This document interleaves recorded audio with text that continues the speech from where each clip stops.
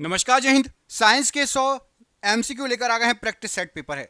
यदि आपको साइंस से याद है तो आपको 50 प्रश्न सही करने हैं। बार बार रिपीटेड क्वेश्चन है, मोस्ट इंपॉर्टेंट क्वेश्चन है, तो इनको तो याद कर ही लीजिएगा।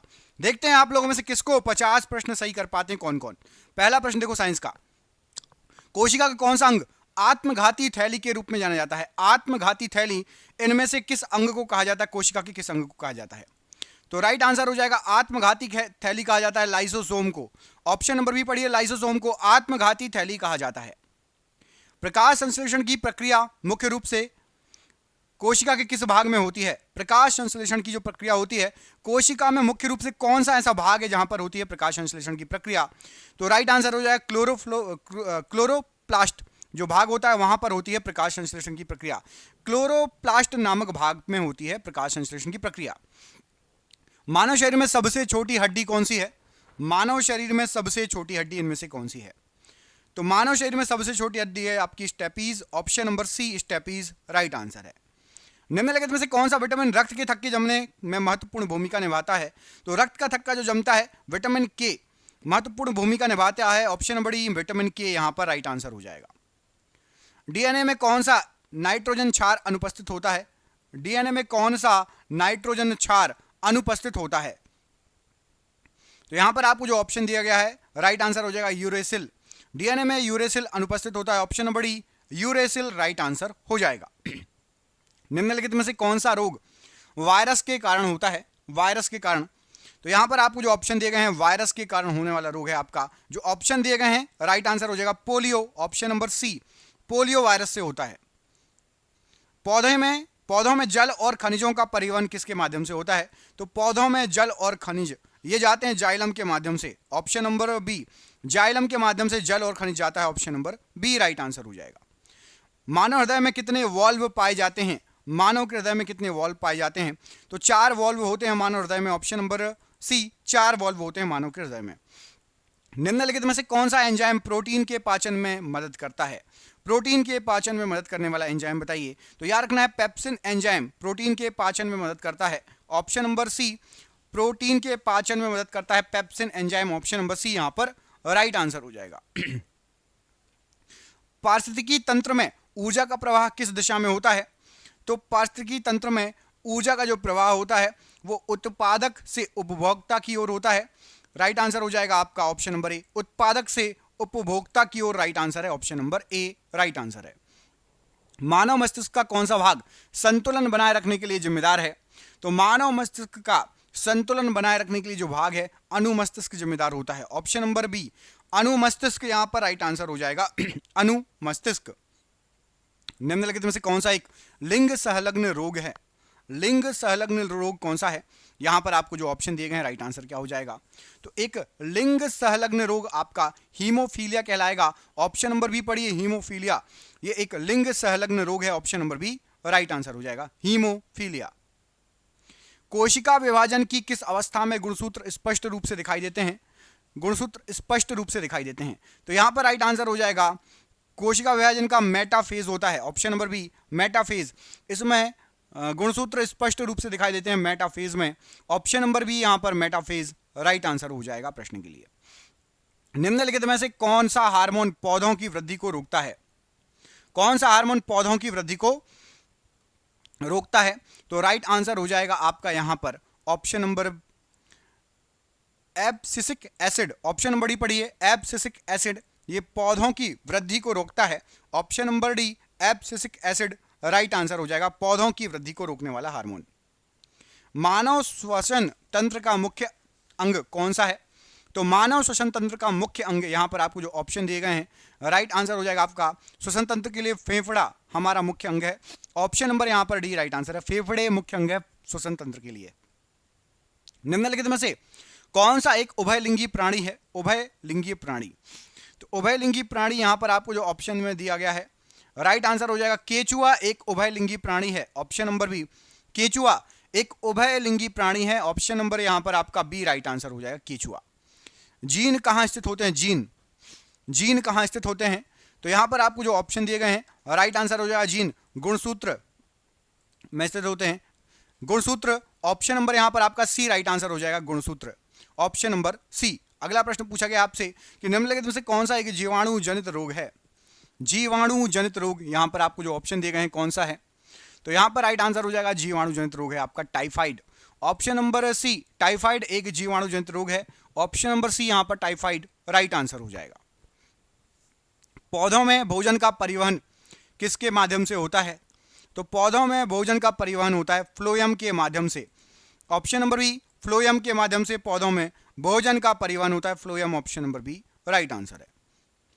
मानव शरीर की सबसे बड़ी धमनी कौन सी है, मानव शरीर की सबसे बड़ी धमनी इनमें से कौन सी है, तो मानव शरीर की सबसे बड़ी धमनी आपकी महाधमनी, ऑप्शन नंबर बी महाधमनी मानव शरीर की सबसे बड़ी धमनी है।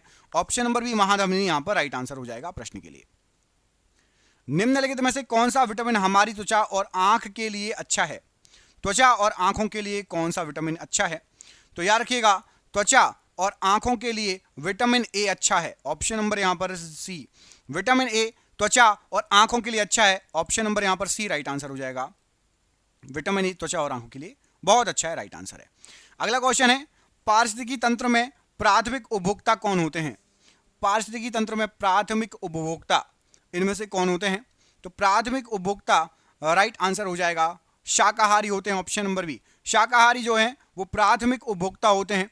ऑप्शन नंबर बी शाकाहारी यहां पर राइट आंसर हो जाएगा, प्राथमिक उपभोक्ता होते हैं, राइट आंसर है। अगला क्वेश्चन देखो, अगला प्रश्न पूछा गया आपसे कि मानव पाचन तंत्र में भोजन का अधिकांश अवशोषण कहां पर होता है। मानव पाचन तंत्र में भोजन का अधिकांश अवशोषण कहां पर होता है, तो यहां पर राइट आंसर हो जाएगा छोटी आंत में। ऑप्शन नंबर बी छोटी आंत प्रश्न के लिए बिल्कुल सही आंसर हो जाएगा, छोटी आंत। अगला क्वेश्चन, निम्नलिखित में से कौन सा एक प्राकृतिक कीटनाशक है। प्राकृतिक कीटनाशक कौन सा है, यहां पर आपको जो ऑप्शन दिए गए हैं कौन सा है, तो राइट आंसर हो जाएगा नीम। ऑप्शन नंबर सी, नीम एक प्राकृतिक कीटनाशक है। ऑप्शन नंबर सी यहां पर नीम राइट आंसर है। कोशिका चक्र की किस अवस्था में डीएनए का जो है प्रतिकृति होती है। डीएनए की प्रतिकृति कौन सी अवस्था में बनती है कोशिका चक्र में, तो याद रखना जो डीएनए की प्रतिकृति बनती है ना, ये बनती है आपकी एस चरण में। ऑप्शन नंबर बी, जो एस चरण होता है डीएनए की, वहां पर प्रतिकृति बनती है। दोस्तों क्वेश्चन देख रहे हैं कितने शानदार क्वेश्चन है। हमने आपके लिए साइंस की पीडीएफ तैयार की है, जिसमें एक तो पूरी डिटेल में थ्योरी है, 2 पीडीएफ मिलेंगी, एक तो थ्योरी वाली और 3000 एमसीक्यू भी मिलेंगे। साथ ही साथ आपको ये दोनों पीडीएफ 70 रुपए की पड़ेगी। रेलवे ग्रुप डी, एनटीपीसी या किसी भी एग्जाम में जहां साइंस आता है आपको ये काम में आएंगी। बिल्कुल सिलेक्टेड क्वेश्चन है, बिल्कुल जो थ्योरी वाली पीडीएफ है वो भी 80 से 100 पेज की, उतना बस आपको पढ़ना है। बहुत साइंस आपकी कवर हो जाएगी, बहुत अच्छे क्वेश्चन है आ सकते हैं। जिसको भी पीडीएफ चाहिए साइंस की, नीचे दिए गए नंबर पर संपर्क कर लेना, जरूर ले लेना, एक बार पढ़ लेना, साइंस आपकी कवर हो जाएगी, बहुत अच्छी साइंस हो जाएगी। ठीक है, तो नीचे दिए गए नंबर पर संपर्क जरूर कर लेना। अगला क्वेश्चन देखो, निम्नलिखित में से कौन सा हार्मोन अग्नाशय द्वारा स्रावित होता है। अग्नाशय के द्वारा कौन सा हार्मोन स्रावित होता है, तो यहां पर आपको जो ऑप्शन दिए गए हैं राइट आंसर हो जाएगा अग्नाशय के द्वारा insulin hormone, option number B स्रावित होता है, ऑप्शन नंबर बी। पौधों में गैसों का आदान प्रदान किसके माध्यम से होता है, तो पौधों में गैसों का आदान प्रदान जो होता है राइट आंसर हो जाएगा पत्तियों के माध्यम से होता है, ऑप्शन नंबर सी, पत्तियों के माध्यम से होता है, ऑप्शन नंबर सी यहां पर राइट आंसर है। अगला क्वेश्चन पूछा गया है कि मानव उत्सर्जन तंत्र का कार्यात्मक इकाई क्या है। मानव उत्सर्जन तंत्र की कार्यात्मक इकाई, यहां पर आपको जो ऑप्शन दिए गए हैं याद रखना है नेफ्रॉन। मानव उत्सर्जन तंत्र की कार्यात्मक इकाई है नेफ्रॉन, ऑप्शन नंबर बी। निम्नलिखित में से कौन सा एक कवक जनित रोग है। कवक जनित रोग कौन सा है, यहां पर आपको जो ऑप्शन दिए गए इनमें से दाद एक कवक जनित रोग है, ऑप्शन नंबर बी दाद एक कवक जनित रोग है, ऑप्शन नंबर बी यहां पर राइट आंसर है। जैव विविधता का सबसे महत्वपूर्ण पहलू क्या है, तो जैव विविधता का सबसे महत्वपूर्ण पहलू जो है वो है पारिस्थितिकी तंत्र की स्थिरता, ऑप्शन नंबर ए पारिस्थितिकी तंत्र की स्थिरता जैव विविधता का सबसे महत्वपूर्ण पहलू है, option number A right answer है। मानव कान का कौन सा भाग ध्वनि कंपन को विद्युत संकेतों में परिवर्तित करता है, तो ध्वनि संकेतों को विद्युत संकेतों में परिवर्तित करने वाला भाग है आपका कर्णावर्त या फिर कॉक्लिया या कर्णावत, ऑप्शन नंबर यहां पर सी राइट आंसर हो जाएगा। ये ध्वनि कंपन को विद्युत संकेतों में परिवर्तित करता है। निम्नलिखित में से कौन सा एक अवशोषी अंग है जो मानव शरीर में पाया जाता है। अवशोषी अंग, तो याद रखना है आपको परिशेषिका एक अवशोषी अंग है जिसको अपेंडिक्स कहते हैं, यह मानव शरीर में पाया जाता है, appendix, option number C right answer है। अगला क्वेश्चन है मेंडल ने अपने प्रयोगों के लिए किस पौधे का चयन किया? तो मेंडल ने अपने प्रयोगों के लिए मटर के पौधे का चयन किया था। ऑप्शन नंबर बी, मटर के पौधे का चयन किया था। निम्नलिखित में से कौन सा एक ग्रीन हाउस गैस नहीं है? ग्रीन हाउस गैस नहीं है। यहां पर आपको जो ऑप्शन दिए गए हैं, ऊपर की तीनों ग्रीन हाउस गैस है। ऑक्सीजन ग्रीन हाउस गैस नहीं कहलाती, ऑक्सीजन ग्रीन हाउस गैस नहीं है। याद रखना, ऊपर की तीनों जो है आपकी वो ग्रीन हाउस की श्रेणी में आती है, ऑक्सीजन ग्रीन हाउस की श्रेणी में नहीं आता। अगला क्वेश्चन है कि मानव कंकाल तंत्र में हड्डियां, कितनी हड्डियां होती हैं? मानव के कंकाल तंत्र में कितनी हड्डियां होती हैं? तो आपको याद रखना है कि मानव के कंकाल तंत्र में 206 हड्डियां होती हैं। ऑप्शन नंबर बी, 206 हड्डियां राइट आंसर हो जाएगा। निम्नलिखित में से कौन सा एक जलीय प्राणी नहीं है? जलीय प्राणी नहीं है। यहां पर आपको जो ऑप्शन दिए गए हैं, राइट आंसर हो जाएगा केचुआ आपका एक जलीय प्राणी नहीं है। ऑप्शन नंबर यहां पर आपका सी, केचुआ एक जलीय प्राणी नहीं है, राइट आंसर है। राइबोसोम का मुख्य कार्य क्या है? राइबोसोम का मुख्य कार्य, तो राइबोसोम का मुख्य कार्य है प्रोटीन संश्लेषण। ऑप्शन नंबर बी, प्रोटीन संश्लेषण यहां पर राइट आंसर हो जाएगा आपका ऑप्शन नंबर बी। निम्नलिखित में से कौन सा रोग प्रोटोजोआ के कारण होता है? प्रोटोजोआ के कारण होने वाला रोग बताइए। तो प्रोटोजोआ के कारण होने वाला रोग है आपका मलेरिया रोग। ऑप्शन नंबर सी, मलेरिया रोग प्रोटोजोआ के कारण होने वाला रोग है। पौधों की पत्तियों में छोटे छोटे छिद्र क्या कहलाते हैं, जिनके माध्यम से गैसों का आदान प्रदान होता है?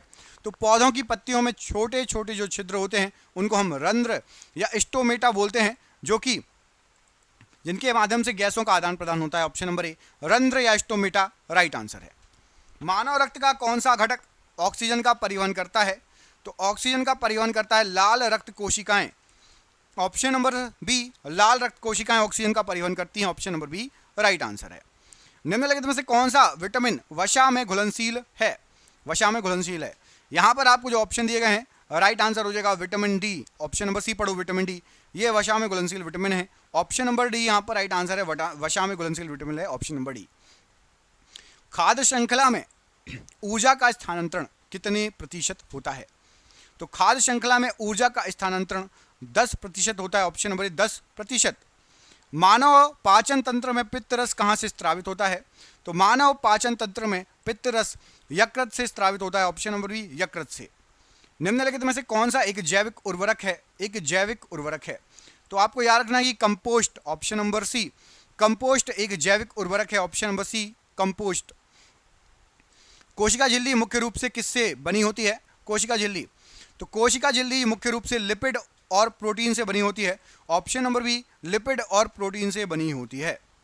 निम्नलिखित में से कौन सा हार्मोन थायराइड ग्रंथि द्वारा स्रावित होता है? थायराइड ग्रंथि के द्वारा। याद रखना यहाँ पर आपको जो ऑप्शन दिए गए हैं इसमें से थायरोक्सिन हार्मोन ये थायराइड ग्रंथि के द्वारा स्रावित होता है। Thyroxine hormone option number C right answer है। पौधों में कृत्रिम रूप से वृद्धि को बढ़ावा देने के लिए किस हार्मोन का उपयोग किया जाता है? तो पौधों में कृत्रिम रूप से जो है वृद्धि को बढ़ावा देने के लिए ऑक्सिन हार्मोन का यूज होता है। Option number C, auxin hormone. Option number C यहां पर राइट आंसर हो जाएगा। मानव मस्तिष्क का कौन सा भाग सोचने, याद रखने और तर्क करने जैसे उच्च संज्ञात्मक कार्यों के लिए जिम्मेदार है? तो मानव मस्तिष्क का प्रमस्तिष्क जो भाग होता है, ऑप्शन नंबर सी, ये सोचने के लिए, याद रखने के लिए और तर्क जैसी उच्च संज्ञात्मक कार्यों के लिए जिम्मेदार होता है, प्रमस्तिष्क। ऑप्शन नंबर यहां पर आपका सी, प्रमस्तिष्क राइट आंसर हो जाएगा। निम्नलिखित में से कौन सा एक यौन संचारित रोग है? एक यौन संचारित रोग, यहां पर आपको जो दिए गए हैं इसमें से सिफिलिस रोग एक यौन संचारित रोग है, सिफिलिस। ऑप्शन नंबर यहां पर आपका सी राइट आंसर हो जाएगा, सिफिलिस रोग। जैव विकास का सिद्धांत सबसे पहले किसने प्रस्तावित किया था? जैव विकास का सिद्धांत, तो याद रखना है जैव विकास का सिद्धांत सबसे पहले चार्ल्स डार्विन ने दिया था। यहां पर option number B right answer है, Charles Darwin. Option number B बिल्कुल सही आंसर हो जाएगा। मानव नेत्र का कौन सा भाग रंगीन भाग होता है जो पुतली के आकार को नियंत्रित करता है? तो मानव नेत्र का आइरिस रंगीन भाग होता है जो कि पुतली के आकार को नियंत्रित करता है। ऑप्शन नंबर यहां पर आपका सी राइट आंसर हो जाएगा, आइरिस। निम्नलिखित में से कौन सा एक गैर नवीनकरणीय ऊर्जा स्रोत है? गैर नवीनकरणीय ऊर्जा स्रोत, यहां पर आपको जो ऑप्शन में दिए गए हैं उसमें से कोयला है। ऑप्शन नंबर सी, कोयला राइट आंसर हो जाएगा। ये गैर नवीनकरणीय ऊर्जा स्रोत है। कोशिका विभाजन की किस अवस्था में गुणसूत्र विपरीत ध्रुवों की ओर गति करते हैं? तो कोशिका विभाजन में एनाफेज होता है, इस समय गुणसूत्र विपरीत ध्रुवों की ओर गति करते हैं, anaphase. Option number C, anaphase right answer हो जाएगा। निम्नलिखित में से कौन सा हार्मोन तनाव की स्थिति में स्रावित होता है, तनाव की स्थिति में स्रावित होता है। तो याद रखना, तनाव की स्थिति में एड्रेनालिन हार्मोन स्रावित होता है। Option number C, adrenaline hormone. पौधों में वाष्पोत्सर्जन की प्रक्रिया मुख्य रूप से कहाँ होती है? पौधों में वाष्पोत्सर्जन की प्रक्रिया मुख्य रूप से कहाँ पर होती है? तो यहां पर आपको जो ऑप्शन दिए गए हैं, राइट आंसर हो जाएगा वाष्पोत्सर्जन की प्रक्रिया होती है पत्तियों में। ऑप्शन नंबर सी, पत्तियों में जो है वाष्पोत्सर्जन की प्रक्रिया होती है पत्तियों में। Option number C right answer हो जाएगा। मानव शरीर में यूरिया का निर्माण कहाँ होता है? यूरिया का निर्माण कहाँ होता है मानव शरीर में? तो याद रखना है, यूरिया जो है ये आपका बनता है यकृत में। ऑप्शन नंबर बी, यकृत राइट आंसर हो जाएगा। यूरिया का निर्माण होता है यकृत में। Option number B right answer है। निम्नलिखित में से कौन एक अनुवांशिक विकार है? एक अनुवांशिक विकार। तो यहां पर आपको जो ऑप्शन दिए गए इनमें से डाउन सिंड्रोम एक अनुवांशिक विकार है। ऑप्शन नंबर आपका राइट आंसर हो जाएगा सी, डाउन सिंड्रोम। खाद्य जाल क्या दर्शाता है? खाद्य जाल, तो खाद्य जाल जो है ये आपका जीवों के बीच जटिल खाद्य संबंध दर्शाता है। जीवों के बीच जटिल खाद्य संबंध। Option number B. मानव कान का कौन सा भाग ध्वनि की तीव्रता को पता लगाता है? ध्वनि की तीव्रता, तो मानव कान का आंतरिक भाग होता है वो ध्वनि की तीव्रता का पता लगाता है। ऑप्शन नंबर यहां पर आपका राइट आंसर हो जाएगा आंतरिक भाग, ये ध्वनि की तीव्रता का पता लगाता है। निम्नलिखित में से कौन सा एक जो है जंतु कोशिका में अनुपस्थित होता है? जंतु कोशिका में अनुपस्थित होता है। तो यहां पर आपको जो ऑप्शन दिए गए हैं, कोशिका भित्ति, ये जंतु कोशिका में अनुपस्थित होती है। ऑप्शन नंबर सी, कोशिका भित्ति जंतु कोशिका में अनुपस्थित होती है। प्रकाश संश्लेषण में ऑक्सीजन कहां से निकलती है? तो प्रकाश संश्लेषण में जो ऑक्सीजन है, यहां पर आपको जो ऑप्शन दिए गए हैं राइट आंसर हो जाएगा पानी से निकलती है। ऑप्शन नंबर बी, पानी से ऑक्सीजन निकलेगी। मानव शरीर में सबसे बड़ी मांसपेशी कौन सी है? तो मानव शरीर में जो सबसे बड़ी मांसपेशियां हैं, राइट आंसर हो जाएगा gluteus maximus. Option number C, gluteus maximus. निम्नलिखित में से कौन सा विटामिन हड्डियों और दांतों के लिए महत्वपूर्ण है? हड्डियों और दांतों के लिए, तो विटामिन डी हड्डियों और दांतों के लिए बहुत ज़्यादा महत्वपूर्ण है। Option number C, vitamin D यहां पर राइट आंसर हो जाएगा। आरएनए में थायमीन के स्थान पर कौन सा नाइट्रोजन क्षार पाया जाता है? तो आरएनए में थायमीन के स्थान पर यूरेसिल पाया जाता है। Option number D, uracil right answer है। निम्नलिखित में से कौन सा रोग मच्छर के काटने से नहीं होता? मच्छर के काटने से नहीं होगा। तो मलेरिया, डेंगू, चिकनगुनिया होगा, टाइफाइड नहीं होगा। ऑप्शन नंबर डी, टाइफाइड मच्छर के काटने से नहीं होता है। पौधों में लैंगिक प्रजनन का भाग कौन सा है? तो पौधों में लैंगिक प्रजनन का जो भाग है वो है आपका फूल। ऑप्शन नंबर डी, फूल राइट आंसर हो जाएगा।